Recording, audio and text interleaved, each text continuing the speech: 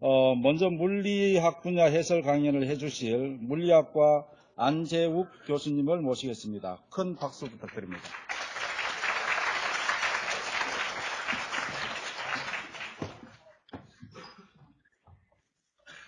이걸 할 수 있죠?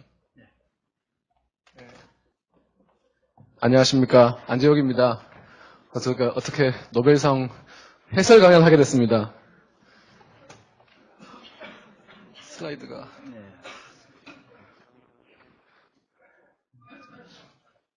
앞에 김효영 교수님께서 말씀하셨다시피 옛날에는 노벨상이 좀 하늘에 계신 어떤 분들이 받은 줄 알았어요. 그런데 저도 이제 조금 나이가 있다 보니까 이제 아는 사람들이 노벨상 받기 시작해요. 같이 이렇게 밥 먹고 빵 먹고 했던 사람들이 받게 되는데 올해 노벨 물리학상은 이 세 분이 받았습니다. 아서 애쉬킨, 옵티컬 트위저, 지라르 모로우, 더나 스티클랜드가 초트 펄스 앰플리피케이션이라는 기술인데 이 두 개가 모두 레이저 피직스의 발명, 훌륭한 발명들로 받았습니다. 그래서 이 세 분들에 대해서 설명드리겠는데 저는 이제 지라르 모로우, 저는 미시간에서 PhD 했기 때문에 지라르 모로우 교수님과 배우진 않았지만 같은 센터에 있었어요. 센터에 있었고 아시다시피 지라르 모로우의 학생이셨죠. 더나 스티클랜드는 대학원생이었습니다. 그러셨고 아서 애쉬킨 교수님은 제가 모르지만 아주 유명하신 분으로 알고 있습니다. 먼저 이번 해 이제 노벨상의 사이테이션은 Invention in Laser Physics고요. 노벨 재단에 가보니까 Tools Made of Light라고 되어 있고 레이저 피직스를 혁명적으로 바꾼 발명들을 이제 안화한다고 되어 있고 이 두 개의 발명들은 아주 작은 오브젝트와 굉장히 빠른 프로세스를 빛으로 할 수 있게 되었다. 피직스뿐만이 아니라 케미스트리, 바이올로지, 메디슨, 베이직 리서치뿐만 아니라 프랙티컬 애플리케이션에도 중요한 도구를 제공했다가 이번 노벨상의 의미가 되겠습니다. 먼저 아서 애쉬킨 박사님은 옵티컬 트위저라고 하는 우리말로는 광집게 또는 광학 쪽집게라고 번역되는데요. 광학 쪽집게를 발명하셔가지고 그걸로 파티클들, 아톰, 몰레큘, 조그만 마이크로메터 정도 사이즈에 되는 비드 같은 것들, 다이렉트릭도 가능하고 메탈도 가능하고 이 모든 것들을 잡을 수 있는 레이저 빔의 끝에 잡을 수 있는 기술을 발견했고 그걸로 바이러스나 박테리아 등 리빙 셀 같은 것도 잡아서 실험하고 할 수 있는 실제 만지지 않고 할 수 있는 실험들은 바이올로지 참 중요하다고 해요. 물리에서 다 중요하지만 그런 것들로 될 수 있어서 어떤 라이프의 머시너리들을 보고 제어할 수 있는 새로운 기회들을 제공했다가 결과입니다. 지라르 모로우와 더나 스티클랜드 교수님들은 Shortest and Most Intense Laser Pulse 좀 더 설명을 드리겠지만 아주 시간상으로 짧기 때문에 아주 인텐시티는 굉장히 큰 그런 레이저 펄스들을 만드는 기술을 개발하셨고 이걸 통해서 굉장히 많은 브로드 인더스트리얼과 메디컬 애플리케이션들을 하게 되었다. 특히 수백만 명의 사람들이 지금 아이 서저리를 하게 되는데 여러분들이 알고 있는 레이직이라고 하는 수술을 아실 거예요. 이분들이 개발한 이 방법으로는 사실 이 연구소에서 만든 기술이긴 한데 femto LASIK이라는 기술을 개발하고 있습니다. 그래서 그것도 나중에 좀 말씀드리겠습니다. 특이할 점은 인벤션에 조졌다는 거죠. 어떤 분들은 말씀하실 거예요. 인벤션이 무슨 피직스야? 그건 잘 모르고 하시는 말씀이십니다. 이게 노벨이 피직스 어워드를 주라고 한 유언에 그렇게 적혀 있습니다. 노벨 피직스 어워드는 가장 중요한 발견이나 발명을 한 분, 필드 오브 피직스. 근데 문제가 이 필드 오브 피직스라는 게 그 당시에는 공학이 없었기 때문에 공학도 다 피직스예요. 그때는 대부분의 공학, 지금 공학은 그때는 피직스예요. 그래서 발명이나 발견에 주게 되어 있고 실제로 2000년부터 2018년까지 많은 노벨 물리학상들을 쭉 보면은 여기 빨간색으로 표시된 것들이 대표적인 발명에 해당되는 것들입니다. 올해 만든 레이저 피직스의 발명들 뿐만이 아니라 블루 LED, 옵티컬 파이버 CCD 센서, 세미컨덕터 헤테로스트럭처 이런 부분들은 지금의 기준으로는 물리야? 라고 생각할 수도 있지만 이거는 물리 분야에서 중요한 임팩트를 준 발명들에 해당되는 것입니다. 이 분야들과 마찬가지로 광을 사용하는 다른 연구들인 인디비주얼 퀀텀 시스템을 제어하는 기술들 또는 뭐 퀀텀 옵틱스나 레이저 베이스 프리시전 스펙트로스코피 BEC과 함께 AMO 어타믹 몰레큘러 앤 옵티컬 피직스라고 하는 물리 한 분야로서 사이트에 되고 있고 이 분야가 이 분야들과 함께 한 전체 분야 중에 3분의 1 정도의 노벨상을 차지하는 걸 알 수 있습니다. 다른 두 개의 메이저 분야들은 아시다시피 하이 에너지 애스트로노미, 콘덴스 매터가 되겠습니다. 자, 그러면 다시 돌아가서 올해의 노벨상은 이 세 분이 받게 됐는데요. 이 세 분의 특징들이 올해 재미있는 특징들이 있죠. 어떤 것이냐면은 아서 에시키는 올드 사이언티스트가 노벨상을 받았네? 가 되겠습니다. 더나 스티클랜드는 피메일 노벨 피직스 로레이시 있구나. 그게 안 된다는 이야기는 아닙니다. 이게 unusual하다라고 할 수 있겠고, 저라는 모로우 교수님은 제가 아는 한은 노벨상 받기 전에는 리타이어 하지 않겠다라고 하시던 분이었습니다. 먼저 돌아가서 노벨 피직스의 어워드 카테고리 크리테리어는 어떻게 되냐면요. 죽은 분한테는 안 주죠, 노벨상을. 돌아가신 분들한테는 주지 않습니다. 근데 이제, 받으신 분이 있죠. 랄프 스타인맨이라는 분이 받으셨는데, 2011년인데, 노벨상 발표되기 3일 전에 돌아가셨어요. 그래서 노벨상 위원회가 몰랐어요. 그래서 돌아가신 분을 줄 수 없다, 줘야 된다라고 디스커션 하다가 그냥 주기로 해서 받았습니다. 그래서 돌아가신 분도 받긴 했습니다. 그래서 지금 받긴 했는데, 그거 말고, 이 노벨상은 원래 노벨의 위원회는 어떻게 되어 있냐면은 그 직전 해에 이루어진 업적에 대해 주게 되어 있습니다. 올드 사이언스가 받을 수가 없는 거죠, 어떻게 보면. 근데 이제 그걸 요즘에는 어떻게 인터프레트 하냐면은 그게 가능하지가 않으니까 그 임팩트가 풀 임팩트가 이게 가시화된 고해에 준다 이렇게 되어 있는 거죠. 그래서 이건 이제 그렇게 되고 있고 실제로 아서 에시킨이 노벨상 받으신 모든 분들 중에서 가장 나이가 많으신 분입니다. 이게 레코드를 가지고 계신 거죠. 97세에 이제 올해 노벨상 받으셨어요. 그 외에 다른 분들은 이제 80대인데, 90대. 하마터면 100살을 넘으실 뻔 했습니다. 축하드립니다. 함께 젊은 사람들도 노벨상을 받는데요. 보니까 가장 젊은 받은 분이 17살. 그건 평화상이니까 그건 조금 예외로 한다고 하면 30대에도 받으신 분들 꽤나 있는데 다 보니까 물리예요, 물리. 아시죠? 이게 브래그, 하인젠버그, 티딜리, 앤더슨, 디락 다 유명하신 분들인데 다 30대에 받으셨습니다. 30대. 이거 보니까 특이한 게 물리는 가장 나이 많으신 분들도 받고 가장 젊은 분들도 받구나. 이런 특이한 것을 알 수 있습니다. 근데 또 다른 거는 옛날에는 젊은 사람들 봤던데 요새는 나이 많은 사람들 봤네? 이렇게도 이해할 수 있어서 조금 좀 그렇긴 한데 그렇습니다.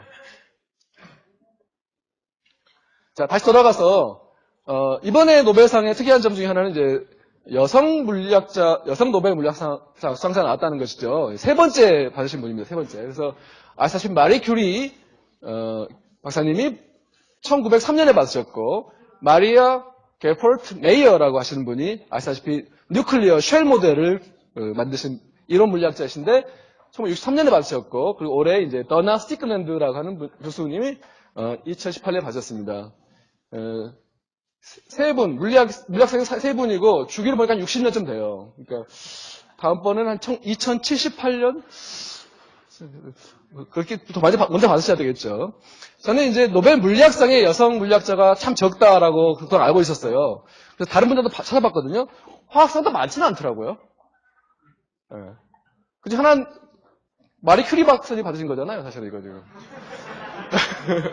그 비슷해요. 거의 비슷하더라고요, 그러니까. 바이올로지 12명, 리터러치 14명 정도 됩니다.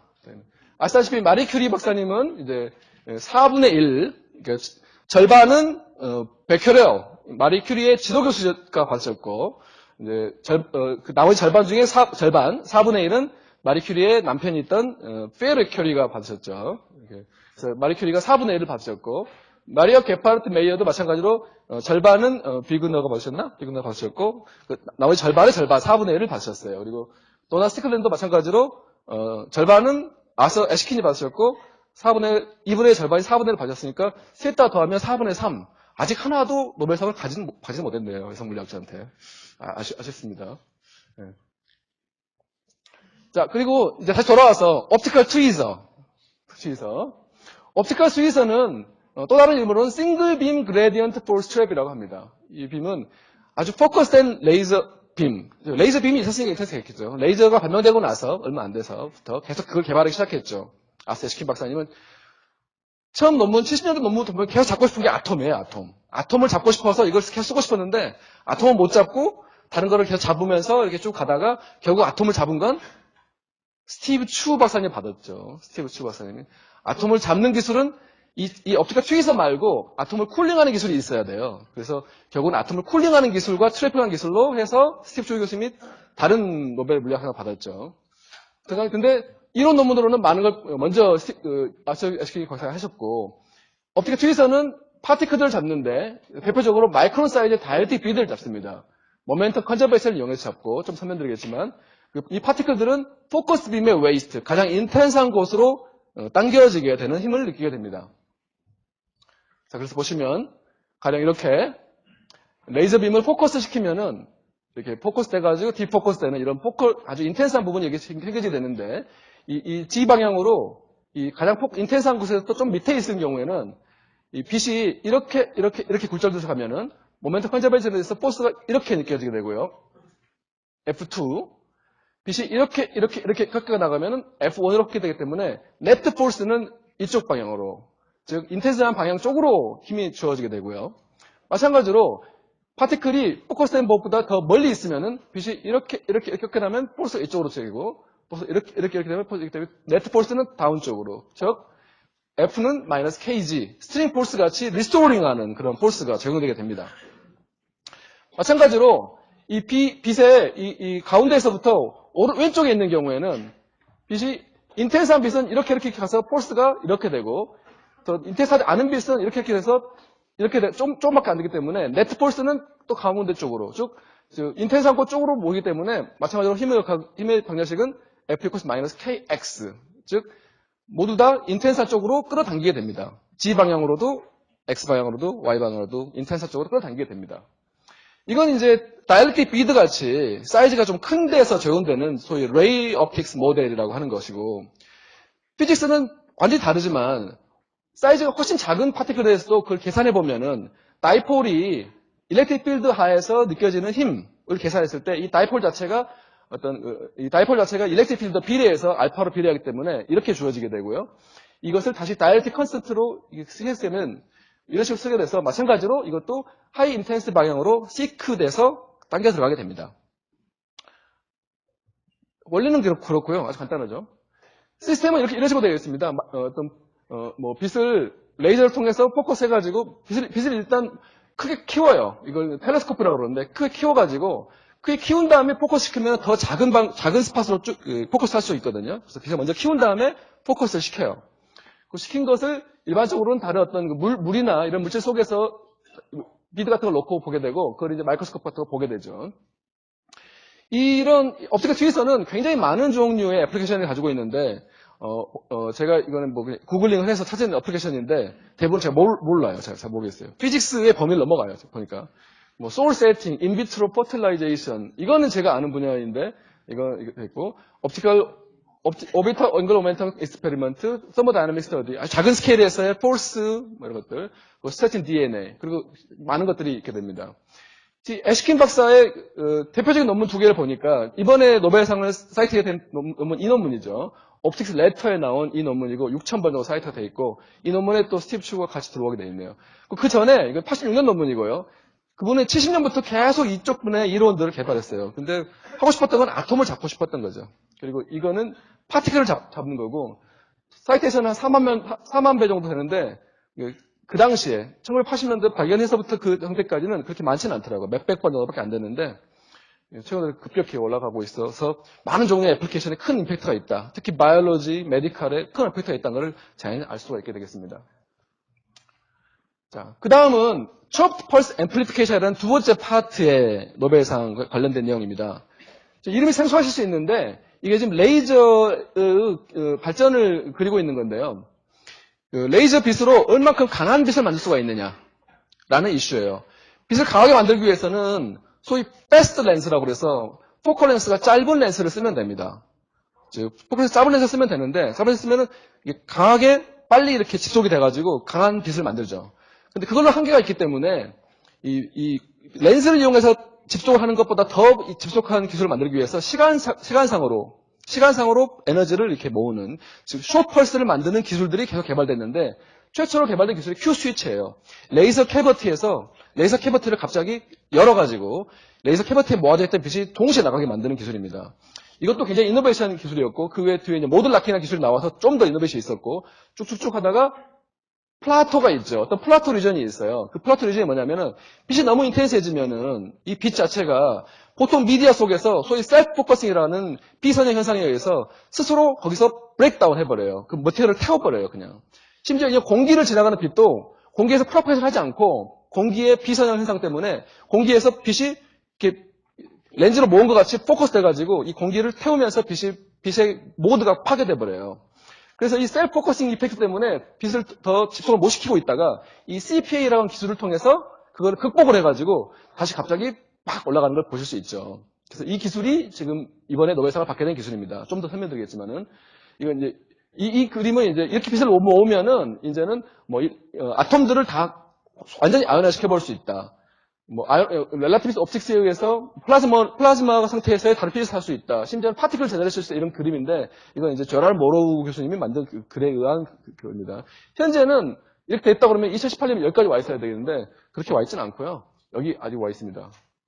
대표적인 예로, 이 광주에 있는 우리도 이제 이 소위 페타와트 레이저 시스템이라는 시스템이 있는데, 그 시스템도 이 정도에 와 있습니다. 10에 21승, 23승 정도까지 와 있는데요. 그 빛의 세기를 비유하자면은 지구에 들어오는 모든 빛을 모아가지고 펜슬 팁 끝에 모아놓는 정도의 빛의 인텐시티입니다. 너무 많은 인텐시티가 모으니까 이제 파티클도 거기서 나오고 이렇게 되는 거죠. 됩니다. 자, 이 일은 이 다나 스티클랜드와 제라르 모로우 교수님과 다나스테인 대학원생 둘이서 이제 쓴 옵티컬 커뮤니케이션이라고 하는 저널에 실은 논문이고요. 내용은 그렇습니다. We have demonstrated the amplification and subsequent recombination of optical chopped pulse. 이런 거죠, 기본적으로. 아까 말했다시피 셀프 포커싱이라고 하는 비선 현상을 극복하는 게 주 목적이었고요. 이 CPA라고 하는 빛을 스트레치 해가지고 앰플리파이하고 다시 컴프레스하는 이 기술은 3단계 기술은 레이더에 있는 기술입니다. 레이더에 있는 기술을 레이저에 적용시킨 거죠. 그리고 이 네거티브 디스토션을 그레이팅이라고 하는 여기 보이는 이 그레이팅 페어를 통해서 만든 기술입니다.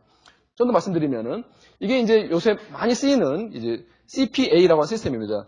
요 디자인 그대로 세계의 많은 랩들이 이 시스템을 씁니다. 저희도 쓰고 있고 지금 카이스트에도 이 시스템을 쓰고 있는 사람이 많이 있을 거예요. 레이저가 있으면 레이저는 숏펄스인데 이 숏펄스란 거는 모든 스펙트럼이 같은 시간에 오기 때문에 숏펄스인 거거든요. 근데 이 숏펄스를 이 그레이팅 페어를 이용해 가지고 다른 프리퀀시의 컴포넌트들이 다른 시간에 조금 다른 시간에 오게끔 만들어요. 그래서 이렇게 이 펄스가 있으면 시간상으로 헤드 부분하고 테일 부분이 다른 프리퀀시가 좀 있는 거죠. 이렇게 하고 나서 이 펄스가 스트레치 됐다는 이야기는 인텐스하지 않다는 거죠. 앰플리파이를 하고 증폭을 한 다음에 다시 똑같은 그레이팅 페어를 이용해서 컴프레스 하는 기술입니다. 그래서 이렇게 생각하실 수 있을 거예요. 간단하다. 나도 노벨상 받을 수 있겠는데. 그때는 몰랐겠죠, 이분들도. 이게 그렇게 임팩트 있을지는. 이제서 알게 되는 거죠, 그죠? 이런 기술입니다. 그래서 이거를 chopped pulse amplification이라고, 이때 이 chopp이란 말은 이렇게 프리퀀시를 시간상으로 분해해가지고 다른 프리퀀시가 낮은 프리퀀시가 먼저 오고 빠른 프리퀀시가 늦게 오고 하는 식으로 이렇게 시간과 프리퀀시가 어떤 상관관계를 맞게 만드는 그런 펄스를 chop이라고 합니다. 새가 지저귀는 게 바로 이렇게 지저귀죠. 제가 휘파람 못 불어서 미안한데, 새가 새 소리를 보면 휘파람으로 주파수가 올라갔다 내려가거나 내려갔다 올라가죠. 이걸 chop이라고 하거든요. 영어 단어로. 그래서 이 chop이라는 건 그런 것입니다. 그래서 이 chop 펄스를 이용해서 증폭을 했다. 그래서 CPA 기술입니다. 이 기술은 많은 애플리케이션이 있는데 대표적으로 저는 이제 물리에 있기 때문에 이게 새로운 많은 물리들을 만들었어요. 그래서 파티클도 만들고 퓨전 리서치에 쓰이고 얼트라패스 케미컬 다이나믹스에도 쓰이는데 이번은 노벨 화학상이 이미 주어져 있죠. 그리고 익스트림 넌리니어 어피스를 주어서 하이어너 제너레이션으로 비서블 라이트 가지고 거의 엑스레이까지 빛을 하이하모닉으로 만들어내는 기술도 있고, 대표적으로 요새는 이제 레이저 마이크로 머신이라고 그래가지고 어떤 LED 같은 플랫 패널 데스크를 만들 때 그 자르는 기술 때 자를 때 이거를 디브리 없이 다른 흔적 없이 자르는 기술들에 많이 쓰이고 있습니다. 또 다이렉트 레이저 라이팅이라고 해서 어떤 물질의 겉에다 새기는 게 아니라 안에 새기는 거, 물질 안에 새기는 그런 기술들이 쓰이고 있고, 그 대표적인 이유는 바로 이런 아주 숏펄스가 물질을 이렇게 에블레이션 하는 경우에는 소위 멜팅이 아니라 논서멀 멜팅이라는 프로세스를 갖게 됩니다. 보통 멜팅은 열에 의해서 녹이는 건데 이 레이저를 사용하게 되면 멜팅을 시킬 때 논서멀 멜팅, 열에 의해서 녹이는 게 아니라 파티클들을 다 뜯어버려요, 그냥. 그렇기 때문에 단면이 아주 깨끗합니다. 마찬가지로 보통 레이식은 이렇게 눈에 이렇게 물 때려가지고, 엑스만을 때려가지고 이렇게 깎아내는 데에 비해서 이 펜톨 레이식은 이걸 잘라내요. 이렇게 수술칼 같은 거 잘라내가지고 이걸 벗긴 다음에 여기를 자르고 다시 덮죠, 이렇게. 그래서 이렇게 자르는 데 쓰는 기술이 펜톨 레이식입니다. 이런 종류의 많은 애플리케이션들이 있었다로, 그래서 노벨상을 받았다로 제가 설명드릴 수 있습니다. 감사합니다.